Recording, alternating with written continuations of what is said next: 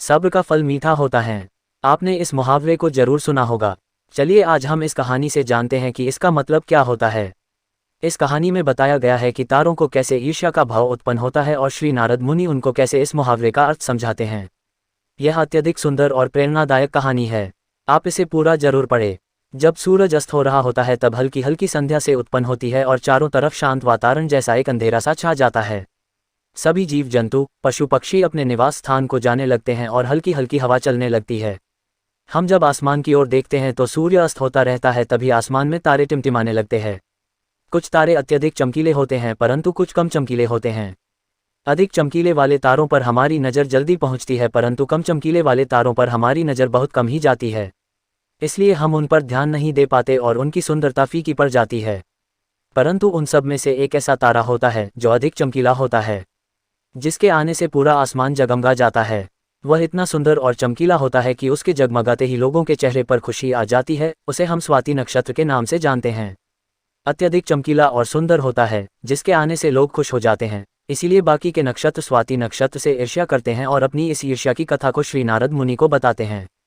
नारद मुनि उन सभी तारों को समझाते हुए कहते हैं कि देखो, जो भी सब्र करता है उनकी कीर्ति संसार में होती है और मुझे प्रतीत होता है कि आप लोगों में धैर्य नहीं है।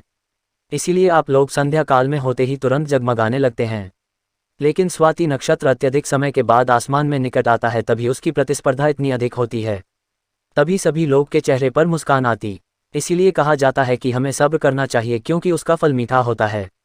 यदि तुम देर में आसमान में टिमटिमाते होते तो तुम्हारा भी महत्व होगा और तुम्हें भी लोग अलग नाम से जानेंगे। नारद मुनि द्वारा समझाई गई बात सभी तारों को समझ में आ गई। सब्र का फल मीठा होता है, यह बात हम सब जानते हैं और इसे हम लोगों ने महसूस भी किया है। मैं हमेशा अपने कार्य को पूरा करने के बाद उसके परिणाम के इंतजार में उतावला हो जाता हूँ या फिर अपने आने वाले कार्य को पूरा करने के लिए उतावला हो जाता हूँ, जिससे मेरा आने वाला कार्य बिगड़ जाता है। परंतु मुझे ऐसा नहीं करना चाहिए। मुझे सब्र करना चाहिए उस परिणाम का या उस आने वाले कार्य का, जिससे मैं उस कार्य को अच्छे से समाप्त करूं और उसका परिणाम भी अच्छा हो। हम जानते हैं जल्दी में लगाया हुआ निशाना हमेशा अपने गोल से बाहर जाता है। हमें धैर्यपूर्वक उस निशाने को भेजना चाहिए, तभी हमें जीवन में सफलता मिलेगी। हमें किसी भी कार्य को धैर्यपूर्वक करना चाहिए, तभी सफलता के दरवाजे खुलते हैं। धैर्य ही ऐसा शस्त्र है जो विकट परिस्थितियों में मनुष्य के मस्तिष्क का संतुलन बनाए रख सकता है और उसको आगे आने वाली चुनौतियों को से निपटने के लिए नए मार्ग को बतला सकता है। बड़े बड़े महात्मा और महापुरुषों के द्वारा भी बताया गया है कि हमें भी किसी कार्य में सफलता पानी है तो उसे चिंता मुक्त होकर करना चाहिए और सब्र रखना चाहिए। परिणाम की सफलता अवश्य मिलेगी।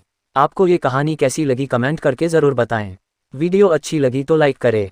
इस तरह की और कहानी सुनने के लिए चैनल को सब्सक्राइब करें।